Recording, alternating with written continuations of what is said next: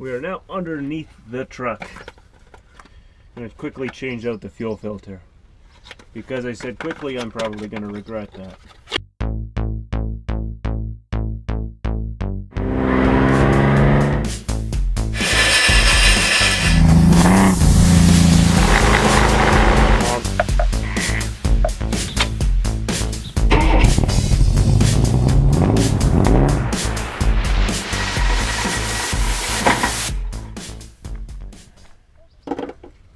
That's the old pump, the old filter. This is the new filter. New filter goes in a different direction. Okay. Nice and easy. Looks identical. So let's start by removing the filter hold down clamp. So the clamp is a 10 mil.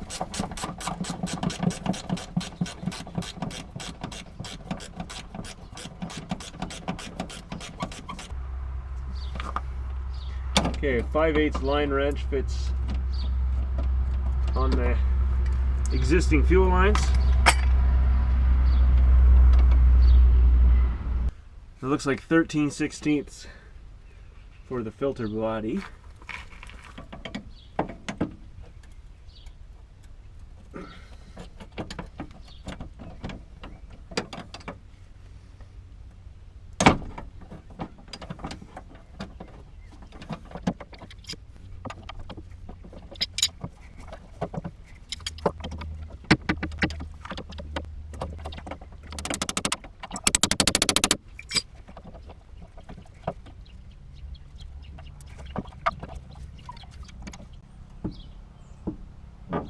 Oh, there we go. Jeez. After all that fighting, I finally got the damn nut loose.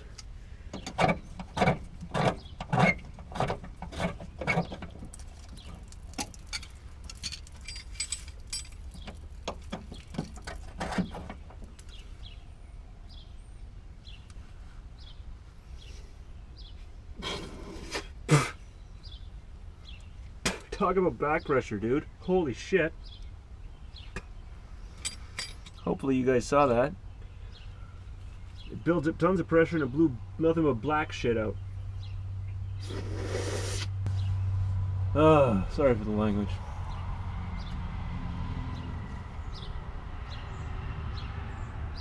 So there's still an O-ring on the tip of each of these. That's worth something. Okay.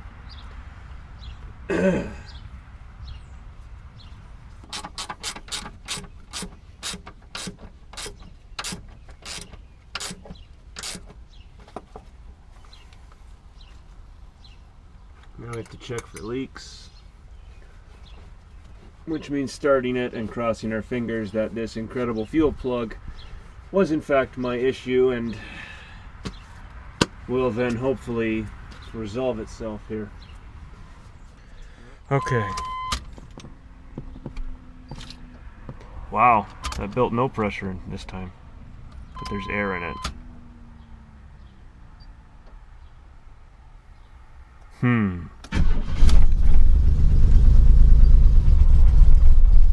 Nope.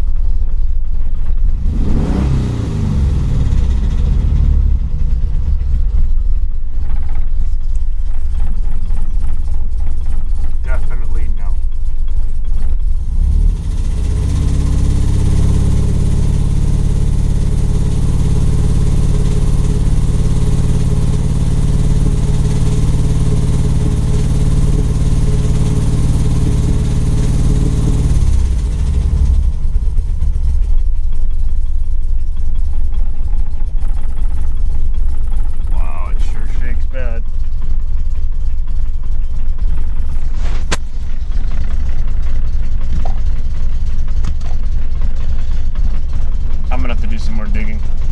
Find out what's going on. My bleed down time is seems a lot slower now, whatever that means. It's still pretty bad though. Yeah, it's just as bad as it was.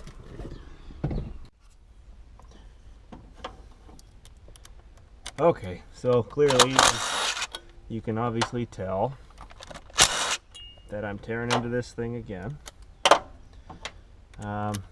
What I think I've figured out at this point is I'm actually fighting two issues. I'm not holding pressure. Not holding pressure in the fuel line for any extended period of time.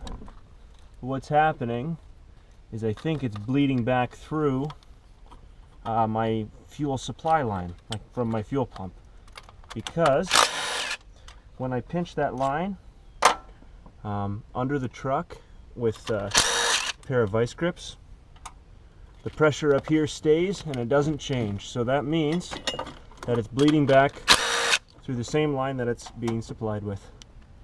So that's one problem. My injector's not leaking. What's happening is I'm flooding. So that must mean that one of them is stuck open, or it's allowing fuel to flow a lot easier than the others. I have to figure out which, or if that's exactly what my issue is. That's what I need to figure out. In order to do that, I'm pulling off the manifold, or the plenum again, and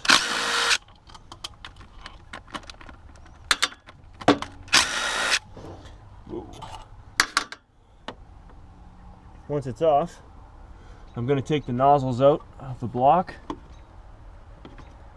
and I'm going to spray the fuel from them into water bottles, and I'm going to measure how much fuel each injector puts out. And if one or two of them are way more than they should be, then I'll know that it's time to replace that central port injector again.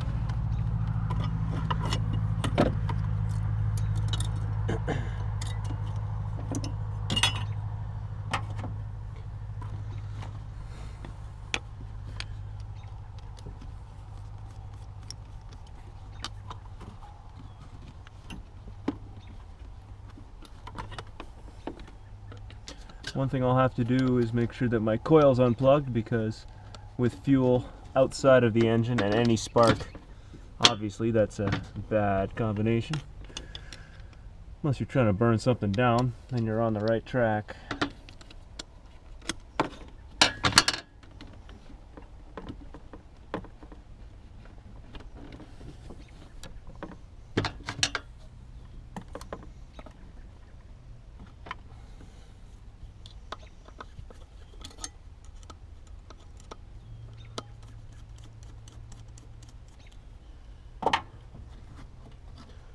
Okay, I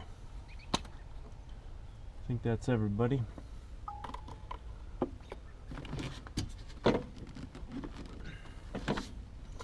Don't be stuck. Oh, perfect. Good, good, good, good. That means the gasket should still be completely fine. It hasn't even had one heat cycle yet.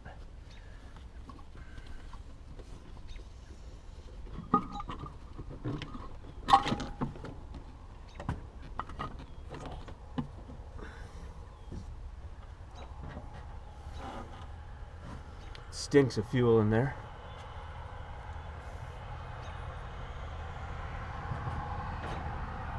The whole intake smells like fuel. Ha! Son of a bitch. Check it out, it was clean. So it somehow managed to leak in here at some point. From where though? I see a puddle back that way. Puddles everywhere. Alright, let me get my water bottles out.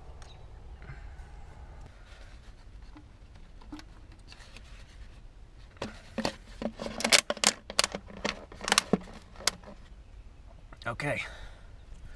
Maybe we'll do one at a time. There's one injector inside this water bottle, so I'm going to crank the engine and try to do it for the same duration of time each time I do it. And we will see. Actually, I could probably just use a remote start, because that should be pretty consistent, and I can watch what happens at the same time.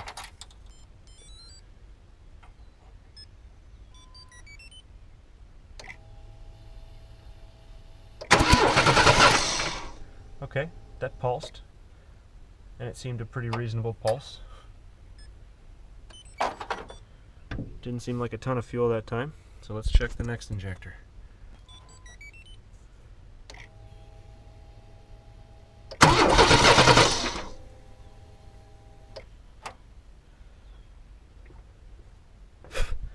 These mosquitoes are driving me crazy.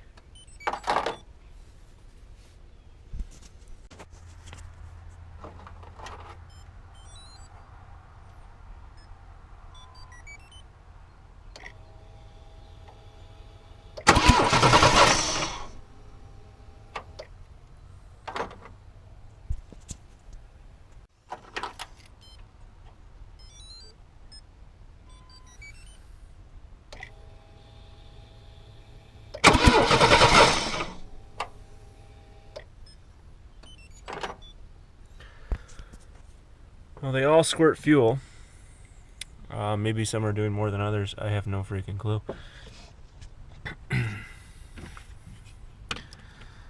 I'm definitely getting fuel inside here, so it's probably a matter of replacing this damn thing again. But my gasket's intact, so that's one good plus. I can reuse that.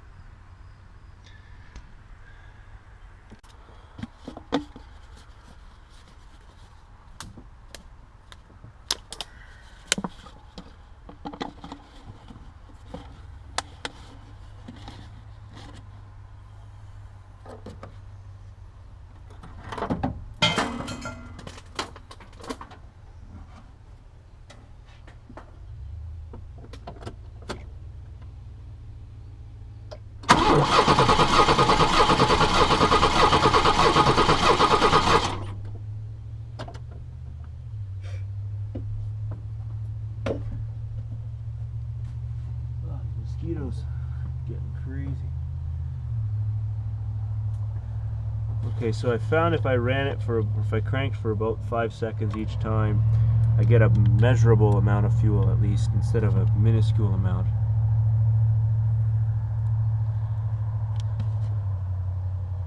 And you know, it's funny because I was having an issue with cylinder 1 and cylinder 3, and I've noticed after having done this, the last two I did were cylinder 3 and then 1. You just saw number 1.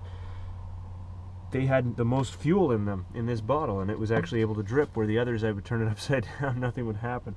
This is not scientific by any means, but I wanted a reason. Like, there's got to be a reason why. And I think what's happened is 2 of these injectors aren't providing the same resistance as the rest, so when the fuel is being delivered to all the cylinders, majority of it's going in the front 2, cylinder 1, cylinder 3, which would explain my 2-cylinder misfire, because it's actually flooding.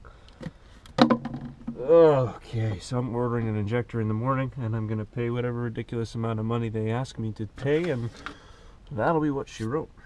So, and then here's to hoping this is the last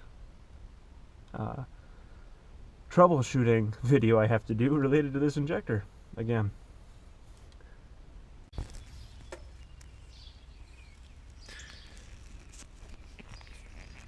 So this little piece of plastic with a couple of poppets on it, that's what 618 bucks will get you. That's Canadian dollars. That's ordered through my local parts store rather than going online. The last one I got from online was cheaper. It came from the States. I had to wait for shipping, and it failed, you know, 6 years later, something like that.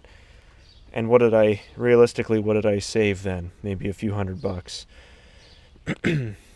I didn't buy a line kit. My lines are very flexible still, so I'm not going to worry about those. And those are easy to change and a lot cheaper if I have to down the road. I've got 2 new O-rings, a new retaining clamp. So I'm going to change the O-rings on the line kit here, which is the return and supply. A bit of fuel drip in there, but that's okay. Actually, it's better because then I know there's no dirt in the line.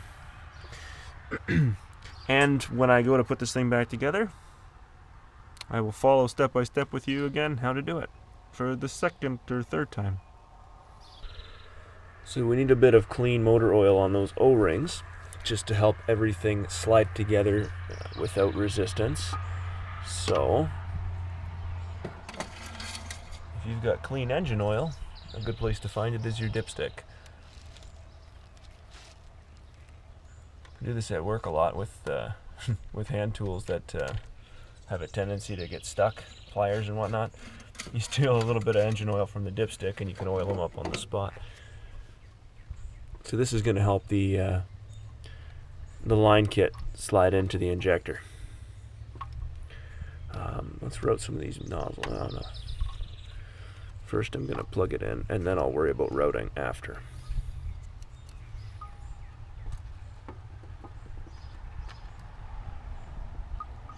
There we go.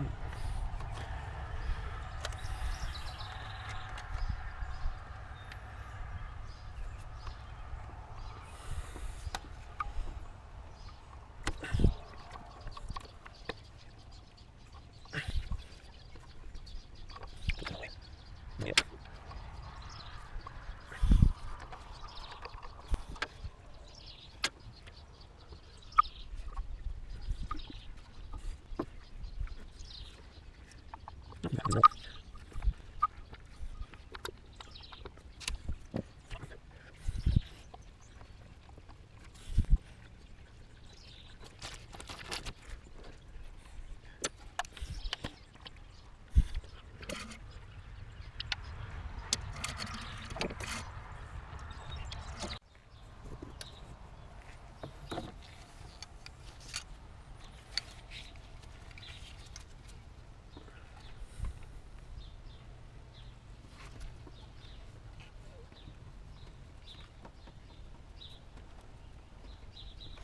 Way better now. I just couldn't grip it with my fingers for some reason or another. But brand new O-rings will do that. It's a nice tight fit then. And obviously that's what we want because we don't want to be in here for another 10 years, man.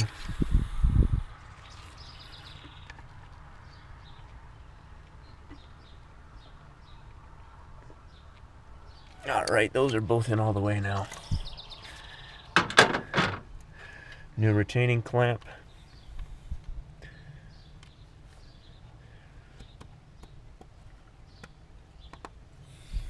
Okay, good. Now some injector routing.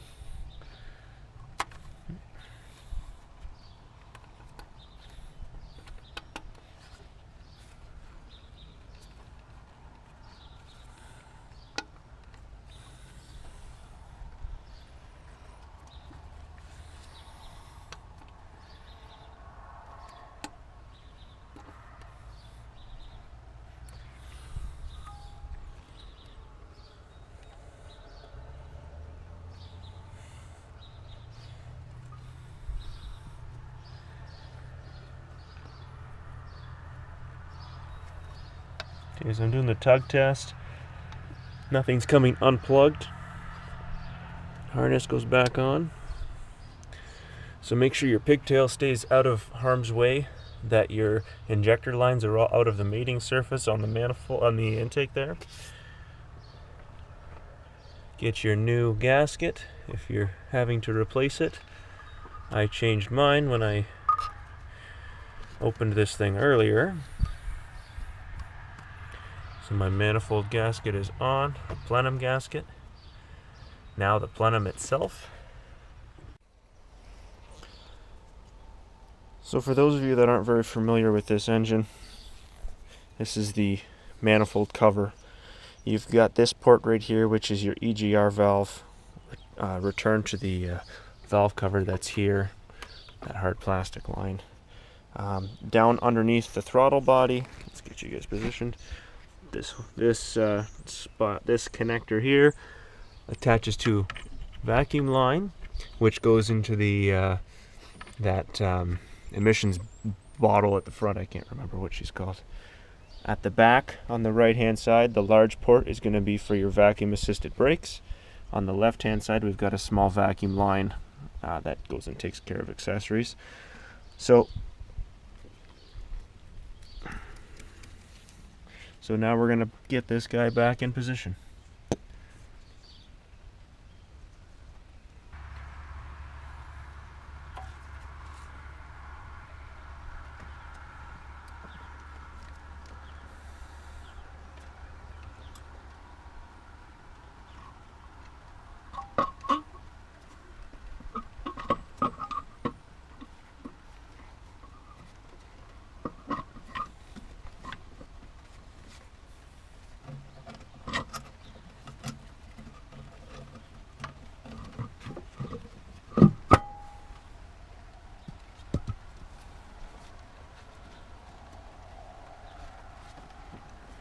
Okay.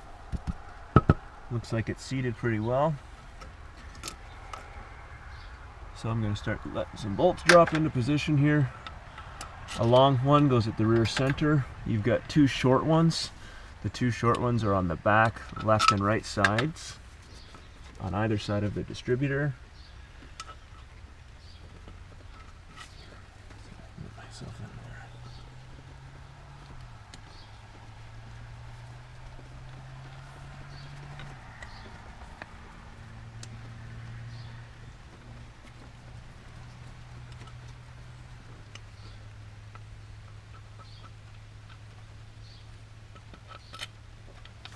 Okay. We're going to have extended studs on both ends. You've got a long bolt dropping into the front center. A long bolt on the front right hand side next to the alternator. This one here is a long bolt with the throttle body or the throttle cable attached. That's an important one not to forget, because torquing that bolt down without the bracket for the throttle means you got to do it all over again. Okay. So that's here. This is a nut. The other side is two more nuts.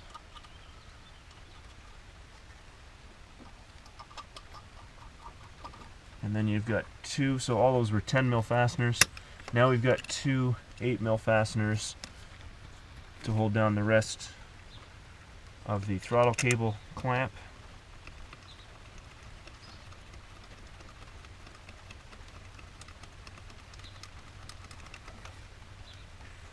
And I'm going to start snugging everybody down here. Let me get my ratchet.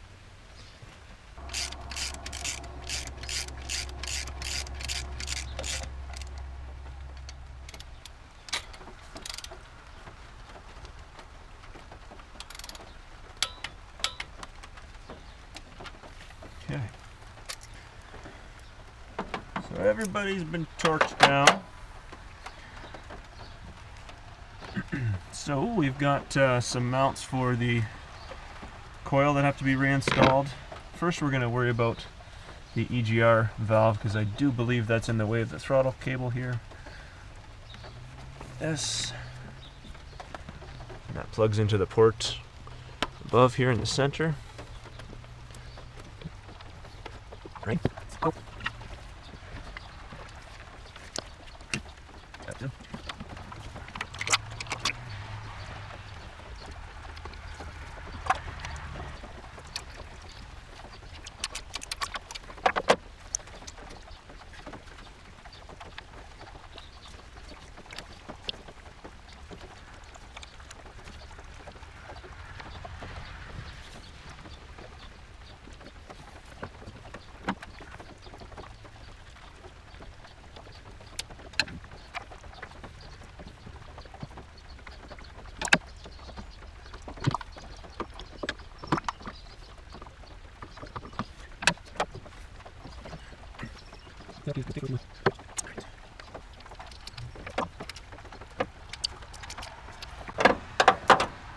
All right, we are bolted down. So now it's electrical connector time. So here's how I have everything routed with mine. For my idle air control valve, I route underneath the map sensor, and I plug in here. I got to torque down those yet. Map sensor follows right up in here.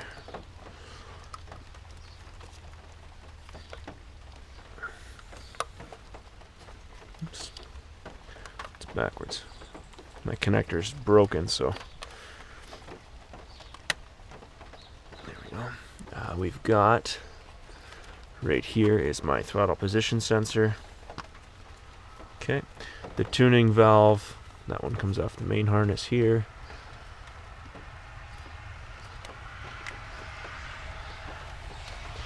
And I think that's everybody on this manifold. So let me tighten those down with the 8 mil. threw some zip ties just on some of the wires I had to relocate while we were doing this job, so now they're just kind of slammed back together. That's the best I'm gonna do for right now. So, a moment of truth.